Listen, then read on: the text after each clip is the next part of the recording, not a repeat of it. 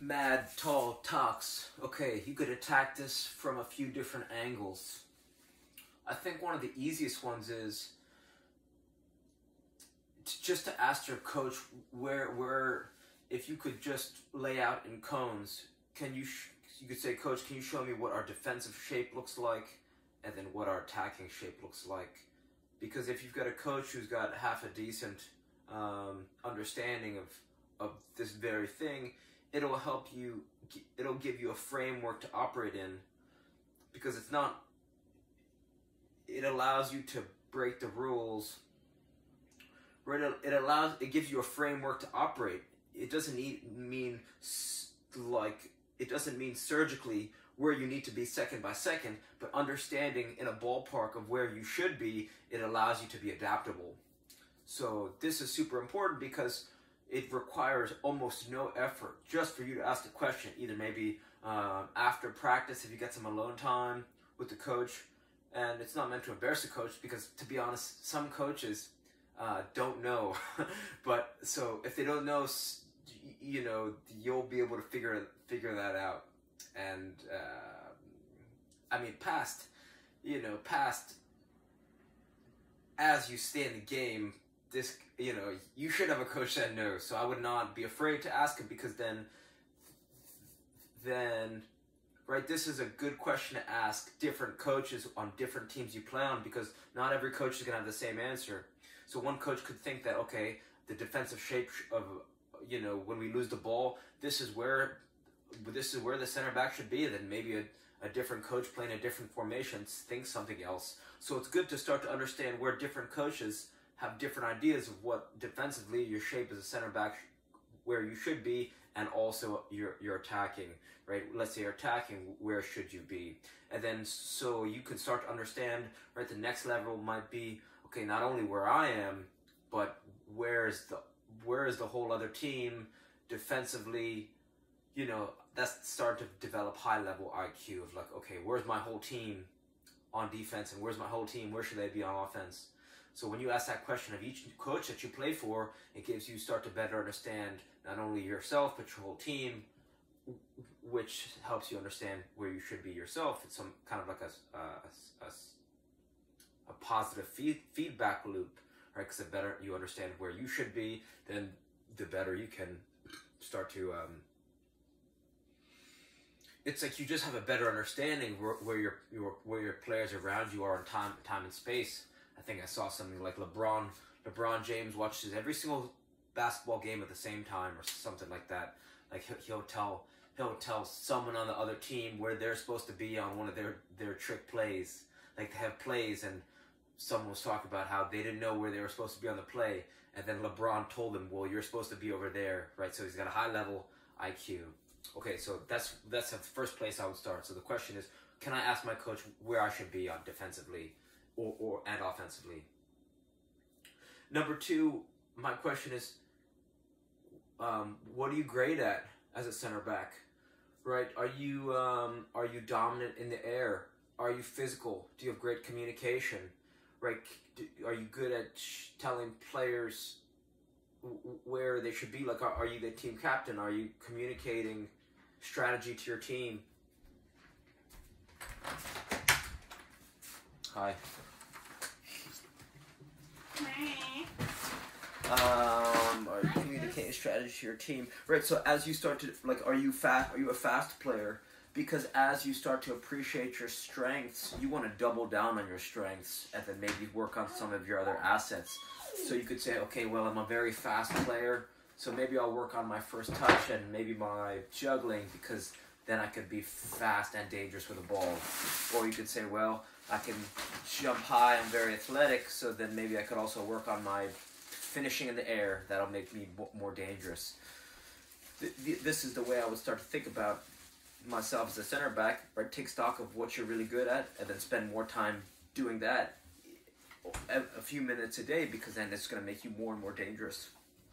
But that you need to develop self-awareness, because if you're not sure where you're good at, then I guess the best place to start would be guess, right? Or you could ask some of your closest friends or teammates, or you could ask your coaches. You could say, what do you think I'm really good at? What do you think I'm, could improve on, and someone who's a great friend should be able to be honest with you. And if they can't give you a straight answer of what you can improve on, then I don't think that's one of the best friends, because good friends are people who are honest with us even when it hurts. So that's the strategy number 2. Be aware of what you're good at and double down on that.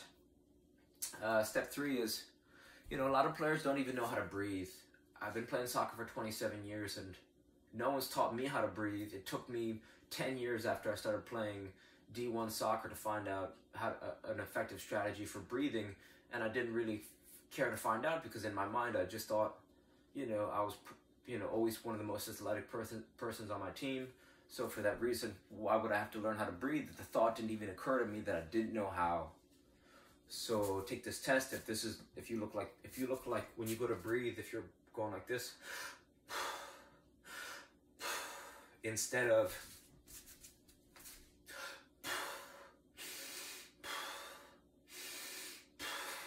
breathing with your belly uses less energy than breathing with your shoulders.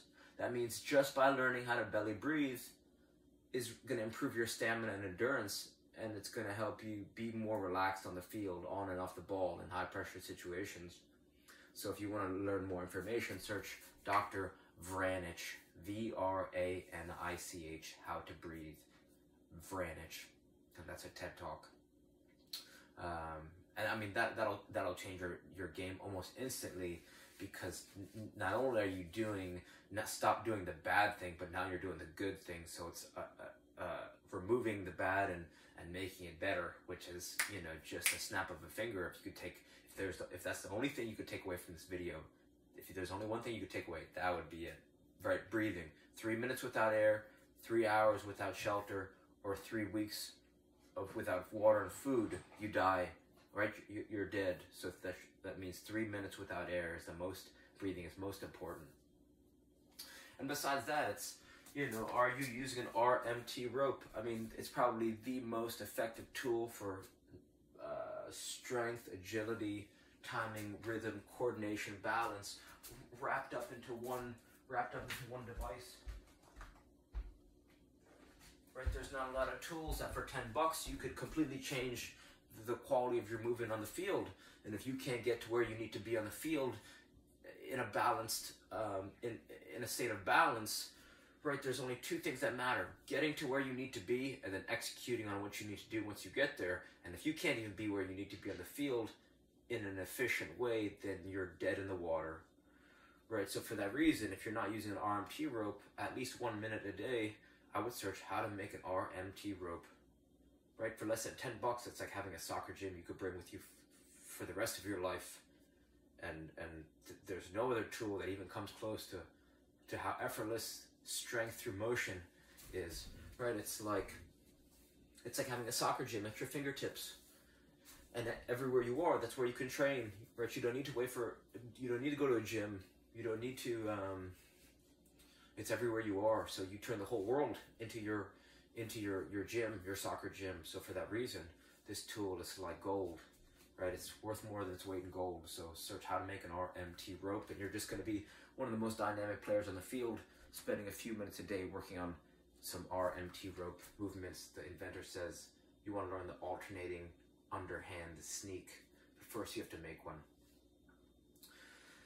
And then it's, most center backs don't have a first touch that's surgical. Right, like how many minutes a day are you juggling different size balls? Spending a minute a day juggling and dribbling is just going to yield to tremendous gains. Not all the best players, not all the best jugglers are the best players, but all the best players are always the best jugglers. So even just bringing a ball with you everywhere you go is going to elevate your performance, because the more touches you get, the more mistakes you make. The more mistakes you make, the more you'll learn, right? So just by bringing a ball with you everywhere you go, it unlocks the opportunity to get more touches and to get and learn more. Plus, it becomes a signal to the rest of the world that says, come interact with me.